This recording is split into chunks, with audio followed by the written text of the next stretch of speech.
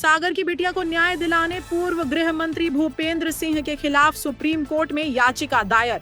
इस पूरे मामले में एडवोकेट विश्वजीत रतानिया जी ने क्या कहा, आइए सुनते हैं। आज सुप्रीम कोर्ट में है और सुप्रीम कोर्ट में एक जरूरी एसएलपी फाइल हमने की है। असल में मध्य प्रदेश के सागर जिले के खुरई थाना क्षेत्र के अंतर्गत रहने वाली अंजना अहिरवार, जो अब इस दुनिया में नहीं है, उनके साथ तत्कालीन गृह मंत्री भूपेंद्र सिंह के लोग जो है बदतमीजी करते हैं, उनके साथ छेड़छाड़ करते हैं, उनके साथ मारपीट करते हैं। उसके बाद जब वो रिपोर्ट लिखाने जाती हैं तो बड़ी मुशक्क़त के बाद रिपोर्ट लिखी जाती है, लेकिन जो है प्रॉपर धाराओं में वो एफआईआर दर्ज नहीं की जाती है। उसके बाद जब बार बार पुलिस के पास जाना होता है और प्रॉपर धाराओं को बढ़ाने की जब बात होती है, तो उस दौरान जो है अपराधियों के द्वारा समझौता करने का दबाव बनाया जाता है। और जब दबाव बनाया जाता है, उस दौरान जब समझौता करने के लिए मना कर दिया जाता है, तो अंजना अहिरवार के भाई को जो है बीच चौराहे पर मार दिया जाता है। उसके बाद जब ये पूरी घटना होती है, उसके कुछ समय बाद जो है इस पूरे केस में जो आई विटनेस होते हैं, उनमें से एक जो अंजना के चाचा जो रहते हैं, उन्हें भी जो है मार दिया जाता है। उन्हें भी उनके ऊपर भी दबाव बनाया जाता है समझौता करने के लिए, गवाही बदलने के लिए, हॉस्टाइल होने के लिए। जब वो मना कर देते हैं तो उनकी हत्या कर दी जाती है।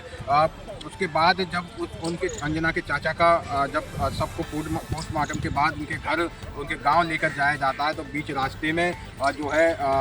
बीच रास्ते में किसी कारणवश जो है अंजना अहिरवार की मृत्यु हो जाती है। और पुलिस जो बताती है कारण के एम्बुलेंस से गिरने की वजह से जो है मृत्यु जो है अंजना अहिरवार की हुई है। अंजना जो है इस सिस्टम के खिलाफ लड़ रही थी, छोटी सी उम्र में वो इस सिस्टम के खिलाफ लड़ रही थी। और उस मृत्यु का जो कारण एक और सामने आता है, वो कारण जो सामने आता है कि उनके जो परिजन हैं अंजना के, उनके माँ बाप हैं, वो ये बताते हैं कि जब हम अंजना के चाचा का शव जो है पोस्टमार्टम कराकर घर लेकर आ रहे थे अंतिम संस्कार के लिए, तो उस दौरान पुलिस ने पानी में हमें कुछ मिलाकर पिलाया और तो हम सब लोग जो है बेहोश हो गए और अंजना जो है उसी दौरान जो है उसकी मौत हो गई। उस पूरे प्रकरण में अंजना की मौत हो जाती है, लेकिन अंजना की उस मौत में जो अननेचुरल डेथ में जो मुकदमा कायम होना चाहिए था, आज दिनांक तक मुकदमा कायम नहीं होता है।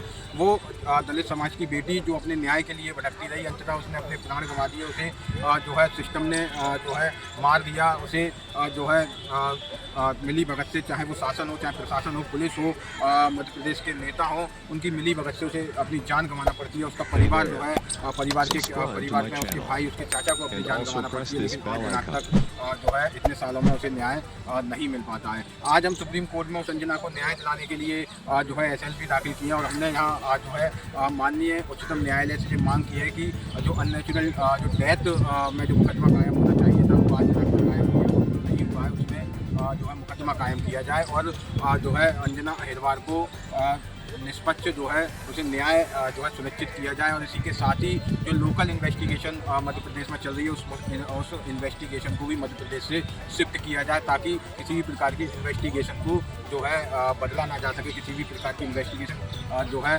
किसी के दबाव में ना हो सके।